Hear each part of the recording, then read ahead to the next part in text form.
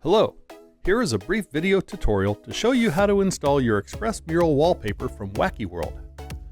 First, go over the plans and organize materials by room to make sure that each wall is covered with the proper artwork. The next step is to apply the paste that will adhere the artwork to the wall surface. The paste takes some time to set up, making it easy to apply and sometimes reapply the artwork until it is properly aligned and level. You may wish to use a laser level to help align the art properly.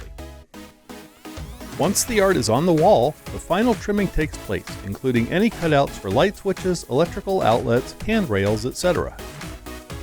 The key part is overlapping and cutting to make all joined areas virtually invisible.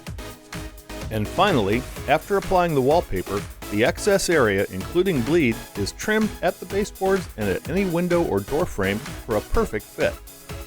Thanks for choosing Wacky World Studios.